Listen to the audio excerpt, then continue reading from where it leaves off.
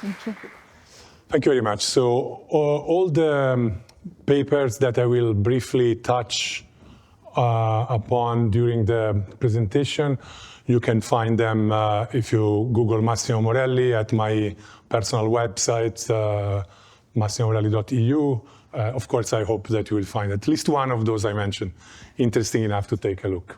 So the specific structure of this talk is related to the fact that we are in the IIPF, and I wanted to focus on the consequences of populism for economic policy in general. So the questions, therefore, that I will tackle are not only the standard ones that I started working on already for a few years, namely, what explains the populism wave, what explains the adoption of populist strategies by politicians, and what makes the strategies that they use once they campaign or once they're in office rationalizable. So that's the first set of questions that I've been working on for a while, but more recently, the second type of question is what maybe concerns the most this specific audience, namely what are the consequences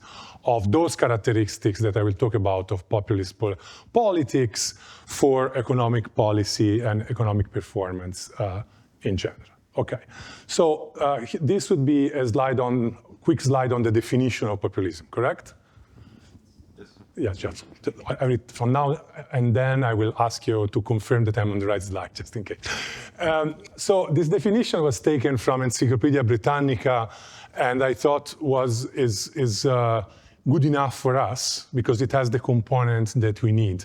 So typically, when you look at this type of encyclopedia definitions of what populism is, first of all, you notice that it's referred to what does it mean for a politician to be a populist, not a voter. We are too used sometimes in Europe to talk about populist voters, like what populist attitude by voters. That's not what I'm going to talk about, okay?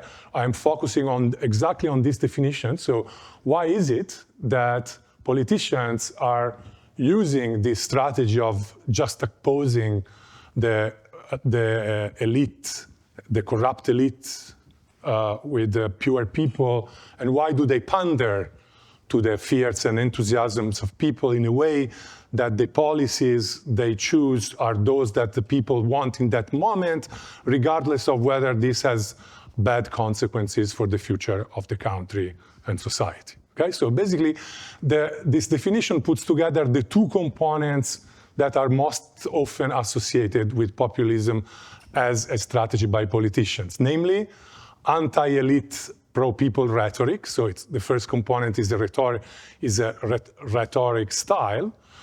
And the second one is, on the policy dimension itself, is full of commitments to protect the people. Okay? Now, the first component, the anti-elite rhetoric, is the one that political scientists have used to, for example, categorize parties and say which parties are populist, which parties are not, by the text, looking at the text of manifestos or text of what people in the party that have an important role say, etc. And so whenever they use a certain level of rhetoric, they're labeled as populist party. So that's what they do. And so when people try to check whether populism has an impact in Europe, oftentimes the categorization of a politician as populist or not is based on party identification, something that you cannot do in the US, where there are only two parties and there are populist and non-populist in both parties, right? So that's why the analysis that we do in Europe and the analysis that we do for the US is based on different methodologies. The second component, the commitment to protect, is in the examples that we all know about, right? So what are the policies that populists usually push, beside, of course, the walls, building a wall, etc., but also protectionism is often there, America First nationalisms are often there, and also rhetoric, commitments to strengthen executive power and reduce the influence of bureaucrats, courts, judiciary, independence, press. So all these things are features that are there in many representations of populism. And what I'm going to argue is that all these features go together and they're rationalizable in a single framework. Okay? Very good. So where does this whole combination of those two dimensions come from? I argue that it comes from a profound crisis of trust that came about in the last 2 decades in Europe and US, and other places as well, but mostly we focus on those two. And this mounting distrust that has been measured both in terms of distrust towards politicians, towards parties, towards politics, towards institutions, international institutions, etc. All that survey results that you can find in many papers about distrust increasing could be due to economic and cultural threats, right? So I have a couple of papers with Luigi Guizzo and others, one on looking at the relationship between economic insecurity shocks and distrust, and there are papers by others on the cultural threat and how that makes for less trust for institutions. And I have another paper with Luigi Guizzo on economic policy, where we show that actually there is a nice interaction to look at between economic and institutional features. Because, for example, what we find there is that what people like Roderick tend to strongly say, namely that one of the main blames go to globalization, because globalization, China shock, etc. Lots of papers on that show that this increased the fear of openness, open global markets by people even in the middle class, right? But mostly at the lower classes. But it turns out in Europe, when you look at the data, that the globalization shock had an effect only in the Eurozone. And in that paper, we argue, this could be an indication that globalization is perceived as a threat, and you start looking at some closure options, closure commitments, etc., when you feel that the policies of that nation have a sort of straitjacket. For example, if you are in the Eurozone, you don't have the independence of the monetary policy, and you are also constrained by austerity, whatever, on the fiscal policy domain. If you are outside the Eurozone, then you don't suffer so much from that type of shock, and so not surprisingly, in those other countries outside the Eurozone, the impact of globalization on populism is zero. Okay? So these are just hints that, it's not just globalization, but as I say at the bottom of this slide, certainly the set of crises we faced can be put together as a source of distrust, right? Because you start lowering trust on the right in the famous free markets, right? So free markets are not as good as I used to think, me, Milton Friedman, whatever, no? And also, of course, the ability of the governments to respond was plagued by all kinds of scandals and crises and etc. So why is trust key? So trust, the loss of trust is key because think about it as a principal agent, with a principal agent framework, right? So me, the voter, I'm the principal, and I have to choose which type of political agent to have as my representative in a representative democracy. Typically, if I trust that I found an agent that is competent and congruent with my own goals, I would like to delegate to this competent expert a lot, right? Because the optimal policy tomorrow very likely depends on what will be the state of the world tomorrow, that tomorrow I will not, that today I do not know. Plus, I'm a voter, I'm less informed in general, etc. So definitely, with competence and congruence attached to an agent, I want to delegate. And therefore, I want to give free hand.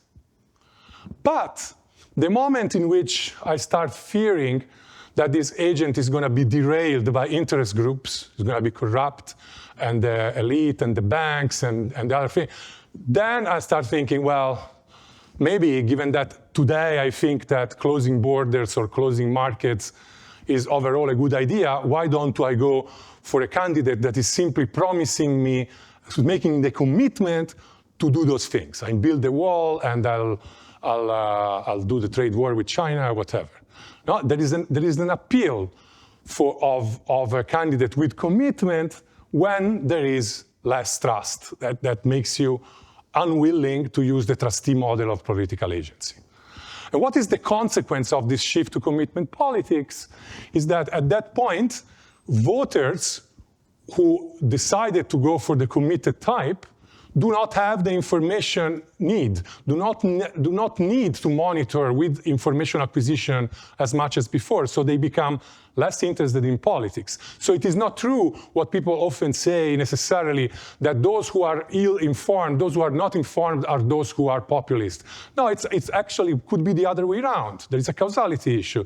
It could be that because I don't trust the politicians and they chose the commitment model, then I don't need to listen to information because information is given to me by people that I don't trust.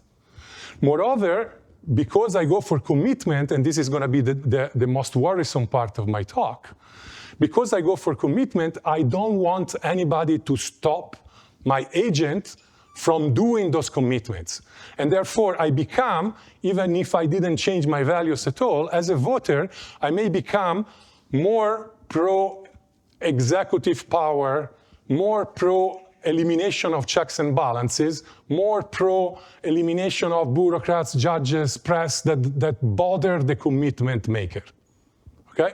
And so that's a worrisome part because it's not necessarily the case that people are changing their values and they're becoming more fascist, but simply they think that the commitment that they signed on, that they wanted the agent to go through, is something that is better, is more likely to go through if nobody's going to be checking. Nobody's going to try to argue that those commitments are wrong. Okay? Okay, so this is the slide on the typical trade-off. Think about protectionism as one of those commitments. Well, you know, typically, again, we know very well that free trade or protectionism, on the other hand, sometimes they're good, sometimes they're bad. It's in a game with other countries, of course. Sometimes the best response is this, sometimes the best response is that, sometimes whatever. So it depends. State of the world depends on what other people are doing. But again, if trust is very low, namely, if people start thinking that, yeah, right, whatever this agent is going to tell me that about free trade being good, I just cannot stop thinking that he or she is saying that because he's paid, he's bribed by these companies that want free trade for their own good. So that, therefore, let me go for the commitment to protectionism. Okay, so that's just one example through which this typical trade-off goes through. Examples directly in things that you have seen. So in Italy, the 5-star movement is just the 5 itself. These are 5 commitments. It's even in the name of the party. But the most famous one of these commitments was the citizenship income, which is obviously very expensive. And in order to try to convince the voters that they would go after that committed reform, they try to correlate it with other commitments, including, the commitment to give up some pay, term limits, self-imposed term limits, and then the most important one was the mandate constraint, such that elected members of the 5-star movement would even be kicked out of the movement in case in which they would be seen or considered in contradiction with the initial mandate of the party. So a strong sense of commitment, and they adopted this strategy from previous people. Like Berlusconi had a contract with Italians before with the 5 points, also, by the way, contract with Italians. And even Newt Gingrich before, Contract for America, didn't go anywhere because he wasn't elected. But in the platform, he had that type of style. Okay? So those are sets of examples across places. Now, of course, on Trump, there could be discussions on whether the initial move was commitments, but certainly there are commitments, especially, they're actually increasing, not only America First and the wall, et cetera, but there are even commitments now, statements, explicit statements about commitment to get rid of the deep state or to eliminate the deep state. Project 2025 is full of commitments. So there are plenty of examples, and interestingly enough, if you start looking at tweets, so we collected millions and millions of tweets from all countries. If you start observing tweets, you see that, for example, this tweet in 2018 by Salvini is very, very close to other tweets that you find today, and is very, very close to tweets that they would be in Trump's or Vance or statements in this election. And more or less, these are, you know, in this case, commitments to closing access type of policies. So for Europe, we are in the process of doing a more systematic empirical analysis of the shift to commitment politics on the demand and supply side. Of course, it's more difficult because of different languages, so doing cross-country studies is always very difficult. One thing that is interesting to point out, and I have it in a working paper on the financial drivers of populism in Europe, is that pretty much after the financial crisis, there is what we can call the watershed of populism in Europe. So why was it key? Because until 2008, the people who were not trusting and therefore kind of the fishing pool of a populist politician were mostly the people who had been affected by globalization or immigration crisis, and mostly those were, you know, blue-collar workers, manufacturing workers, etc. The financial crisis, we show empirically in that paper, that affected the middle class. The financial crisis affected the ability to borrow, to maintain the credit, to etc. And so the fact that it affected the middle class kind of enlarged enough the pool of potential disenchanted voters such that the bang for the buck came up for parties to transform themselves into populist parties, or parties that were movements that were kind of on the verge of entering decided to enter. So pretty much between 2008 and 2010 is when you have like the bulk of new entrants on the right and on the left, but mostly on the right. Why?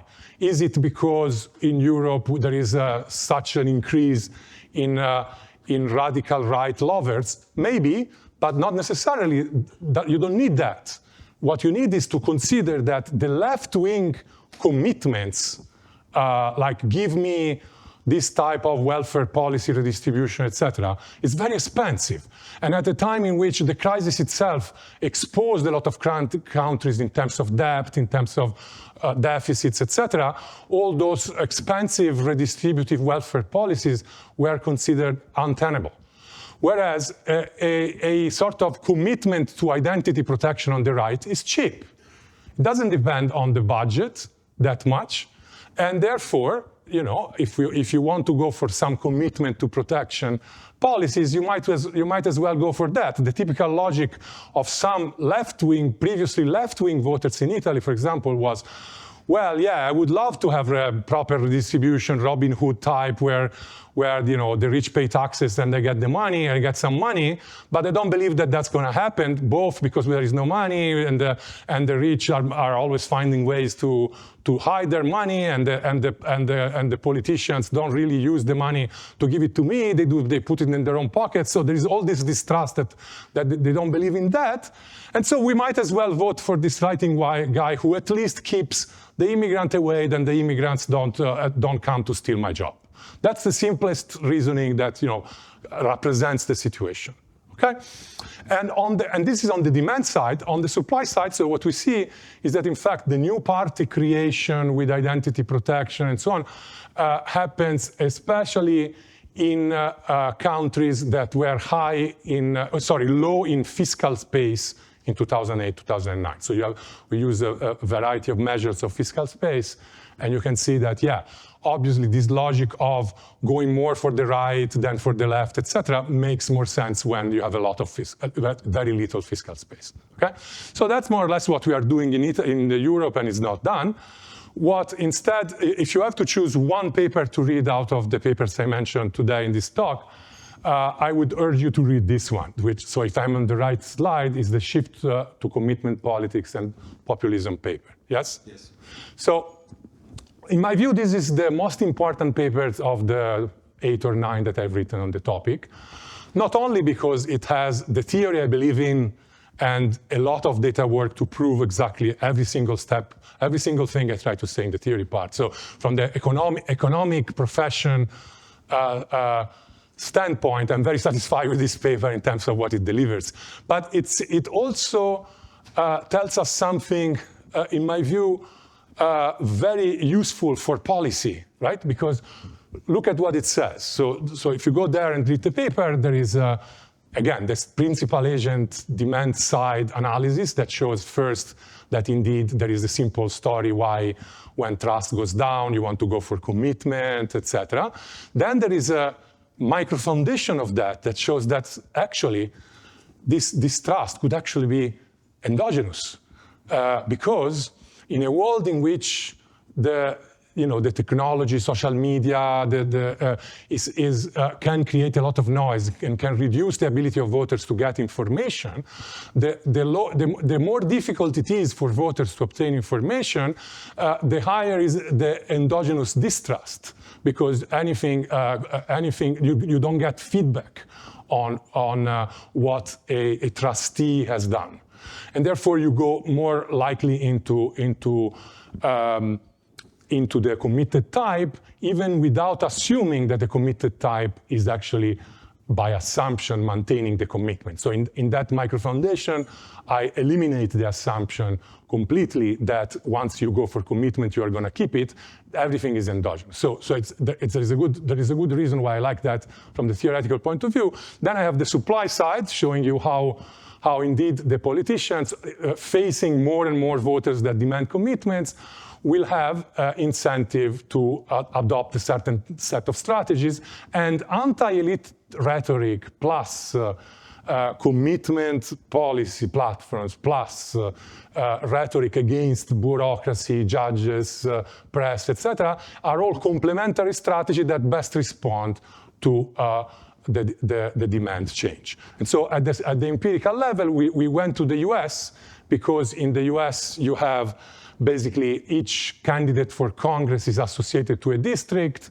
So on the demand side, we did the usual survey experiment, checking out whether the treated groups with a distrust shock are indeed responding differently in terms of what level of commitments they would want from their political agent, etc. So we do that more standard stuff. Whereas on the supply side, it's probably the most interesting thing, because we first derive a time-varying and district-varying measure of distrust. And then since for each district you associate exactly a specific candidate in every given election, you get all the millions of tweets for 8 years related to 5 consecutive elections, and you can do even, at the within candidate level, the analysis of the change in strategy that includes more commitment and more anti-elite rhetoric when distrust at the district level increases. Okay, and we conclude that that paper also by showing that indeed. There is clear evidence that the populist strategy indeed mobilizes the distrustful way more than the non-populist strategy. So, and then there is another paper on electoral politics that should be hopefully accepted soon, that shows at the conditions under which this populist strategy is more likely to be chosen in terms of closeness of elections and characteristics of the districts. But anyway, so that's on the US, the analysis is pretty strong. And what you see is that the worry about liberal democracy are very real because, again, many of those commitments, including initially at least the ones on the ban of travel, the travel ban in 2017 for people from certain countries and so on, they encountered a lot of obstacles by bureaucrats and judges. And so it's since then that the fight against bureaucrats and judges started, and you find, I will show you exactly the tweet that Trump used on March 12, 2022, when he announced that he would run in 2024, that he added exactly the commitment on bureaucracy. So anyway, that's the paper I encourage you to read the most. Of course, it's still a working paper, but it's submitted. Now, this is now a slide on the consequences of commitment and of this type of populist commitments for the state. So before checking out what policies directly it changes, it's important to notice, given my previous research on how easy it is.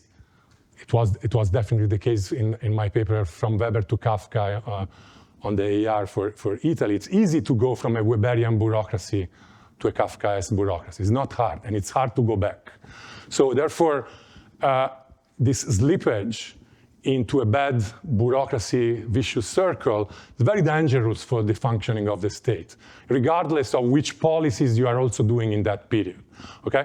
So therefore, the first thing to consider, and that I looked at theoretically first with another simpler model with Sasso on the Journal of Public Economics, and now it's contained another element in the paper I told you about. And in this American Journal of Political Science paper last year, we started doing a very thorough empirical analysis on Italy, because we had some good data there. We wanted to check whether indeed, when populist mayors are elected, yes, they have some effects directly that you will see briefly what I mentioned in terms of direct policy consequences, but they have this important indirect effect that through the quality of the bureaucracies, because they start immediately to replace expert bureaucrats who could speak against the commitments with loyal bureaucrats who will not speak against the commitments.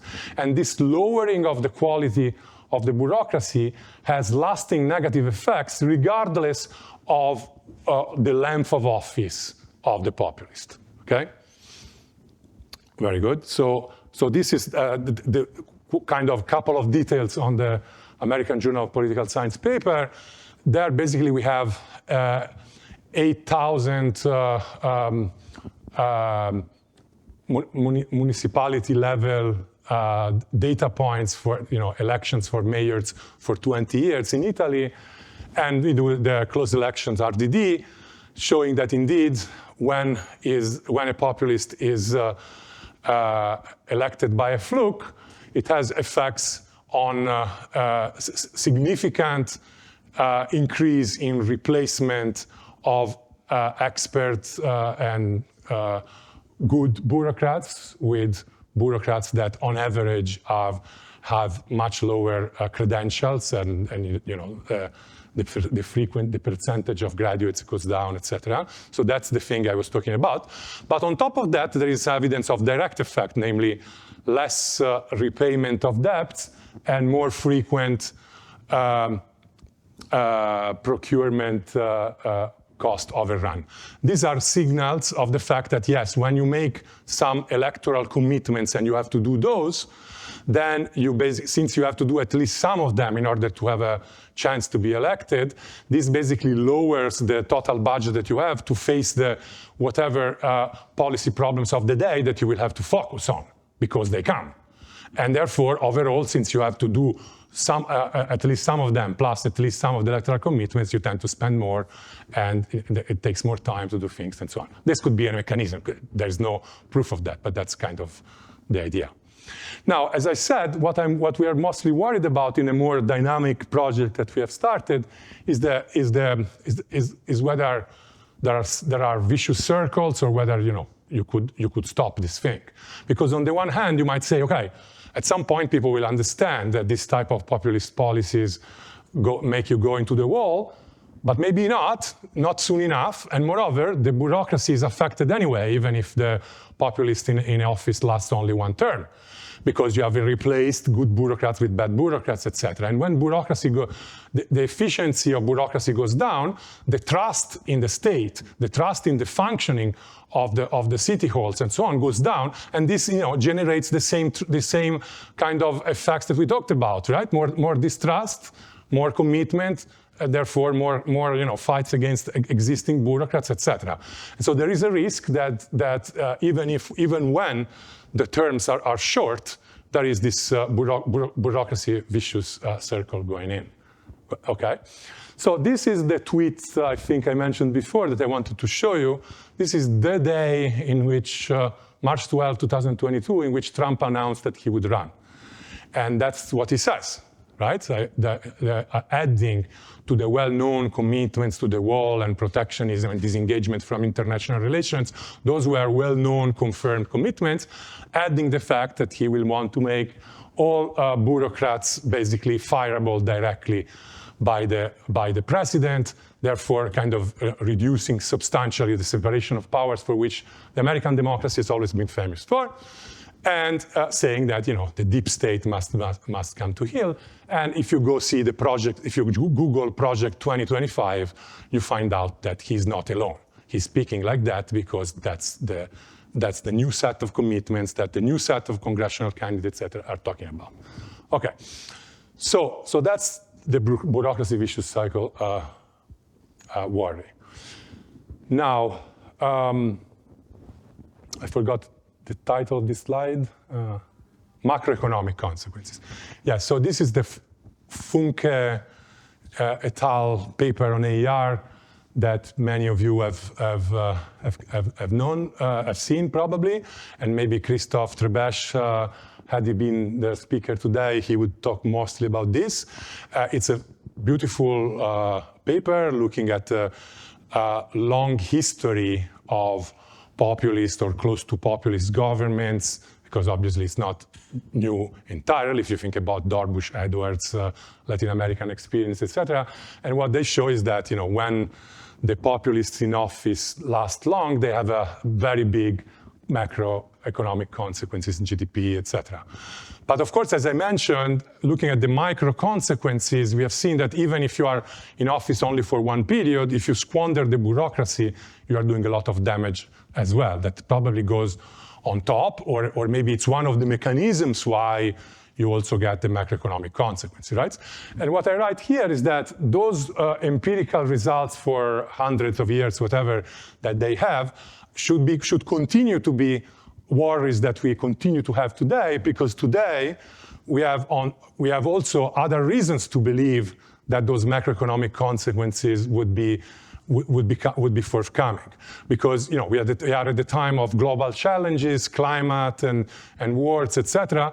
And so a nationalism, America first or Italy first or whatever type of policy is very unlikely to work and very damaging even for the functioning of Europe. Moreover, of course, many of the countries in Europe, for example, are in worse condition than 30 years ago or 40 years ago in terms of public debt, etc. So what was unsustainable fiscally before, it's even more unsustainable today. And finally, this kind of set of consequences that I laid out in terms of lower independence of bureaucrats, judges, and so on, is problematic, especially at the time in which we face changes that are related to geopolitics, to technology. We have to deal with AI and so on, a lot of technological things. And there is a lot of delegation to experts, but not trusted. And the regulations that are coming up are really bad. So we are doing some separate works on lack of coordination on regulations that are due to this set of things. Okay, so those are the worries. And now I come to a connection that maybe you haven't seen. So this is the slide on the closing access policies, yes? Yes. So as a standalone consideration, you have seen it, right? So clearly, in a moment in which the immigration threat has been made become very salient, or maybe is salient, whatever, whether it's truly the problem of this century or not, there are different opinions. Let's not get into that. But certainly, there is a tendency of, an easy tendency to include closing access as in various forms as part of a successful platform in an election. And by the way, we have a working paper with Gamalerio and Negri showing that this importance in electoral times of closing access policies in the platform is particularly important with plurality voting, but not with PR and runoffs. So we are doing also some empirical work on that. But these closing access policies, the fact that nowadays, yes, it's very difficult to win elections by saying that I want to open it up to all immigrants and hug them all. That's difficult. So that creates, and this is well known, more polarization between insiders and outsiders, between majority and minority, and so on. And what happens when this greater polarization, not based on necessarily on pre-existing cultural or economic differences, but based on the fact that we have made a closing access wall, and we have people inside and people outside, depending on what wall it is. So this additional polarization things create an additional worry that this will be another channel through which we will have illiberal reforms domestically that further reduce the ability of our democracy to remain democracy, right? Why? Because, there is a trade-off for a majority in a state that is considering whether to have a reform that not only centralizes executive power, but is basically allowing the majority to exploit, to get the best situation, the best public goods they like, the best whatever, exploiting completely the minority. And on the other hand, usually you would like to keep the liberal dimension of democracy. You would like to keep sustaining the rights of the minorities, and so on. So there is a trade-off, because if you go for the tyranny of the majority, tomorrow you might lose election, you become the minority yourself. So there is a trade-off there. But when the polarization coming from previous walls or walls that you are now putting in goes up, at the margin, the trade-off goes in favor of the temptation for the majority to squeeze out the minority rights. Okay? So therefore, there is an interesting connection, I think, that is understudied between the policies that a populist government would do to pretend that they are protecting the insiders from the outsiders. But there's a connection between that and the reforms that they might do to reduce the rights of the minorities, even within the insiders. Okay? So that's a connection that is understudied, that would be interesting to go forward in that. All right, so this is now on the role of different crises. So not all crises have the same effects on creating distrust. I mentioned, of course, what the financial crisis did and immigration crisis did. But of course, as an example of the opposite case, you have COVID. COVID created the possibility to push for next generation EU, PNRR, etc. And so it has been a period in which, without Europe, many individuals or many states felt that they would have been worse off. And therefore, this kind of opens up a possibility of saying, okay, maybe we are in this whole shift to commitment politics and populism is generating a lot of incentives to reduce checks and balances and reduce democracy inside countries. But maybe now we can also think about whether we can reobtain trust from the top by actually moving the attention to Europe and having more integration, political and fiscal union, and having more representative democracy at the European level. So how do you do that? So this is a slide on reversing populism trends. So Guriev and others have argued that the best way to go after the populists to stop this wave is to fight on their own turf or ground, basically by saying that, okay, use exactly the same technology to denounce how stupid these policies are, or to denounce the long run, to give more information about this long run cost of these short-term commitments and so on, and basically to inject distrust into voters also about populists. But in a paper with Galasso, Nannicini, and Stanning, what we show empirically is that actually that is a very short-sighted remedy, because in the short run, with those fighting on their own turf strategies, you can demobilize their base. But because you also increase distrust further, this opens up for entry of new populists, rather than going back to old traditional parties, okay? And so, yeah, we have a long paper that I don't have time to discuss it, but basically, we don't find that fighting on their own turf is a good idea. What I find is that we should focus a lot on nationalism and short term. Those are the two characteristics of populist commitments that we can fight over, because it's easy to show, this is the slide on the nationalism trap, it's easy to show that nationalism is a trap, right? And so at the time in which most problems we face are global, going national is a suicide. You don't get any solution. And at the European level, you are seeing what happened with the last elections and the last formation of the von der Leyen second government, where basically in spite of electoral success domestically of many populist right-wing parties, at the end of the day, in Europe, the coalition has been confirmed, and the idea is that it's too tempting for electoral reasons domestically to run the anti-European campaign. Because to blame Europe for not allowing the five-star movement, for example, to have the money for the citizenship income is something that could have an appeal for some voters.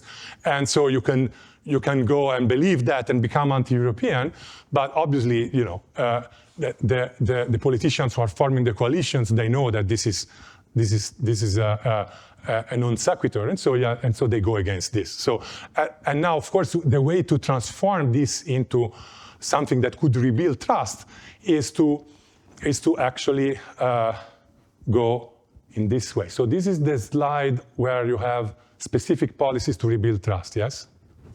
So I think that this is, in terms of policy recommendation, is as close to a concrete thing as I can get in this broad overview, right?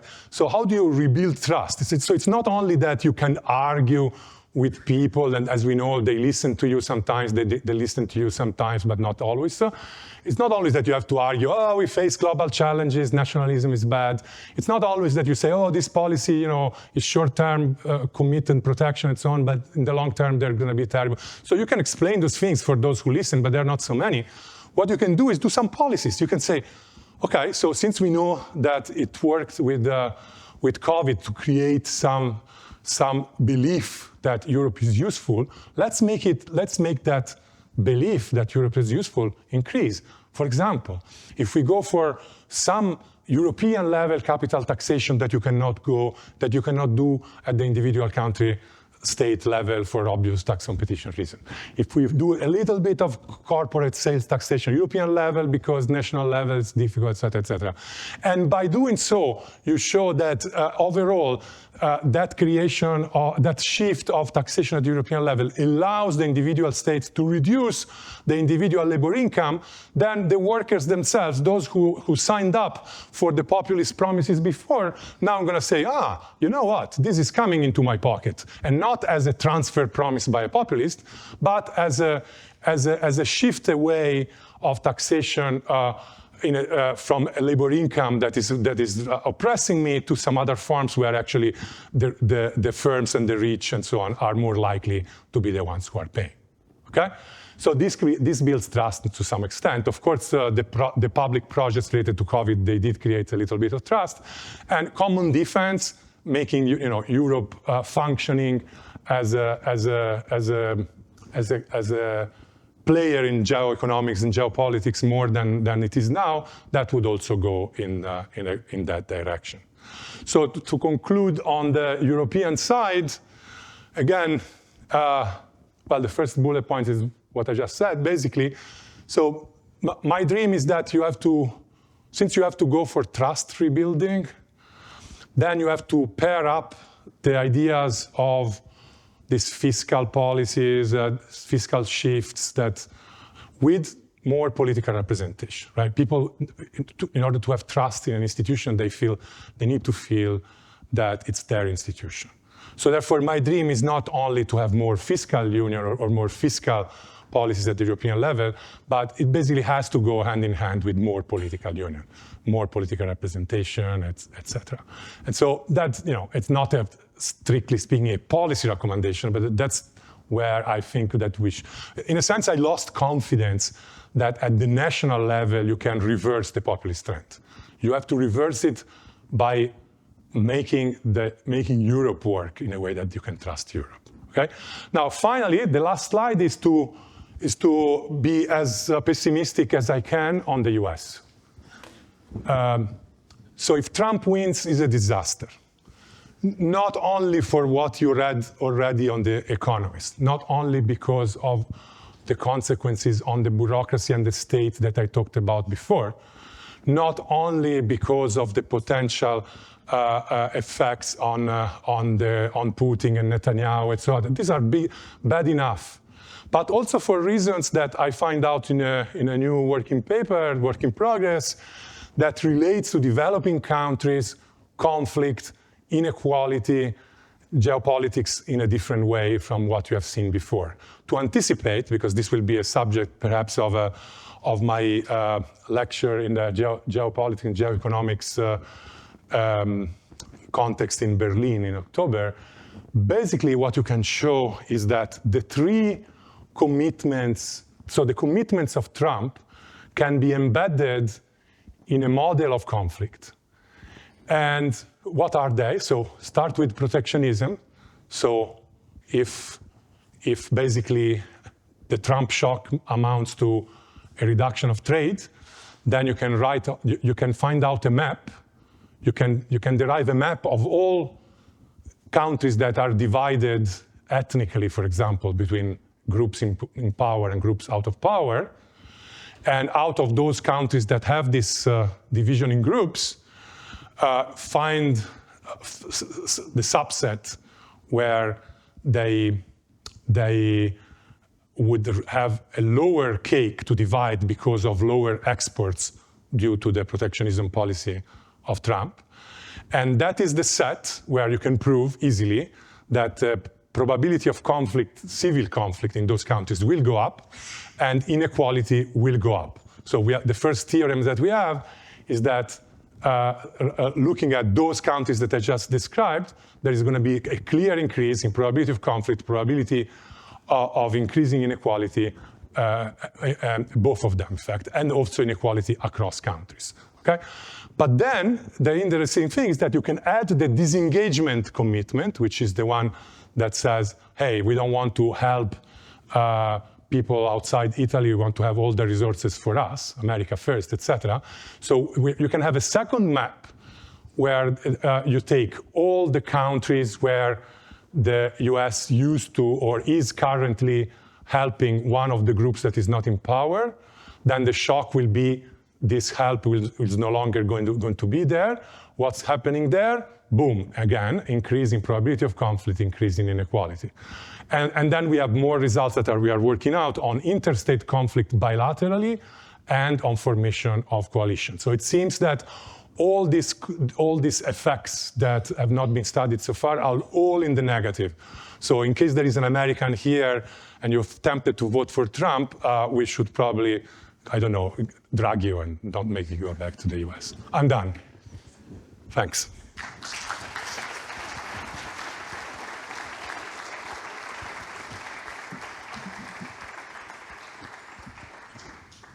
Thank you very much for this, I wouldn't say happy talk, but very, very interesting and thought-provoking talk.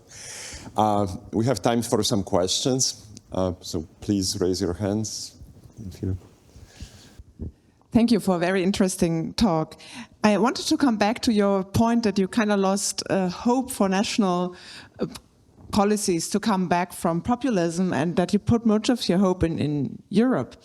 I found that a bit surprising because European EU-level policies tend to be a bit further away, and I could imagine that that decreases trust if you feel that the politicians are even more remote. So I would be interested in understanding this point a bit better. Yes, so your point is very important because indeed it's a very delicate thing. The best example is the Green Deal, right? So if Europe as in that case,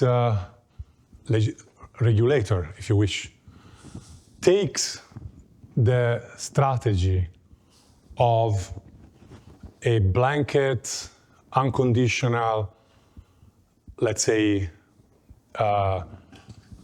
mandate to eliminate all pesticides and so on, inevitably, that is not only going to send the tractors in the streets, but it is also going to be used by the populist parties to say, see, Europe is yet another constraint.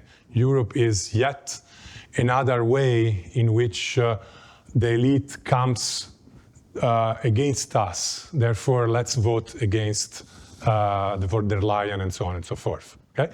Because that type of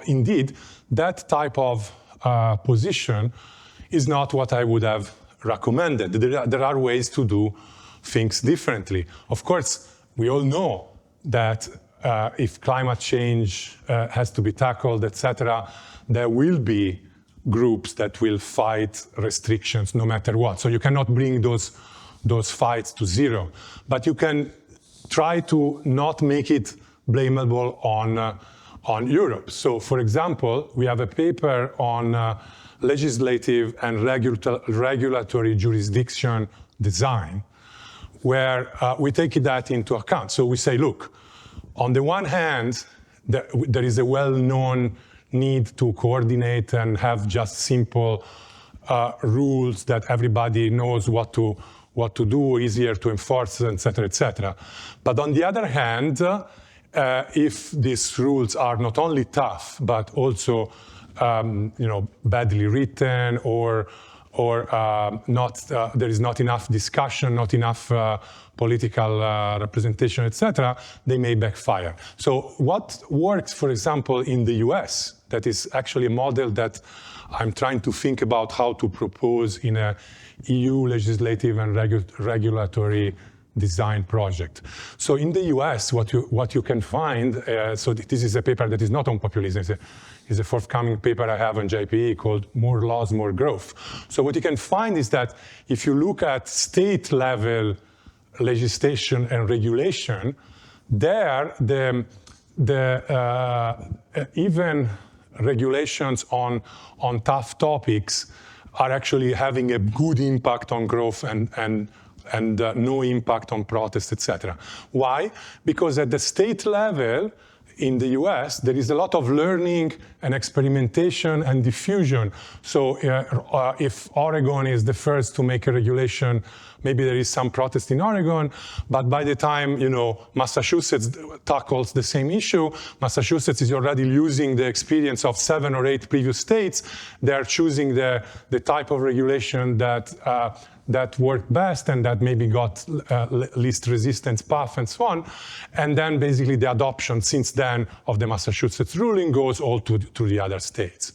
This is to say that even when we are talking about regulating AI or to tackle difficult questions in climate change, maybe the best way to go is to actually allow for learning and experimentation. So allow the individual states to propose and try out some regulations, rather than Europe becoming the scapegoat like they did. Thank you. So regarding the commitment policies of the populist parties, I was wondering that non-populist parties, they also make commitments, put out manifestos. So how are those commitments different from those of the populist parties? Thank you. So, sorry, say it again. The commitments of. I was arguing that non-populist parties, they also make commitments. So how are they different? Sure. In fact, if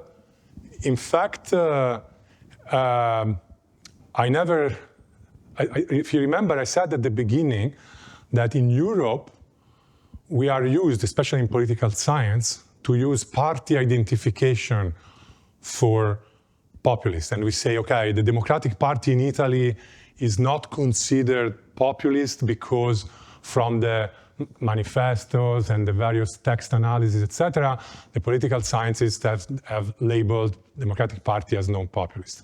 But everybody knows, in Italy at least, that the policies that Renzi was running with the bonus of the 80 euro bonus, etc., those are populist policies, right? So if you go with an individual level characterization of the individual politician strategy, like we did using the millions of tweets in the US to give the attribute of populist strategy to each individual politician, then you can be much more precise in the match between anti-elite rhetoric and commitment and everything I said. At the party level, that's the best people do in Europe, but it's very imprecise. And so the perception that you have is absolutely correct. You have non-populist party belonging politicians who definitely use or used or both populist strategies. Sometimes they work, sometimes they don't, because as we know also from our own work on populist strategies, there are indeed some times in which they work regardless of the user, right? So think about this. If you are running in a context in which the election is close, it's like 50-50, and you are an outsider, you don't have a history, therefore there is no issue of credibility of your commitment, you are thinking, should I promise this 80 euros or something else that maybe will give me that extra 1% that I win? No, it becomes rational for people to do it regardless of whether they believe in Trump or not, you see. So the temptation to do some populist promises last minute has always existed. Yes.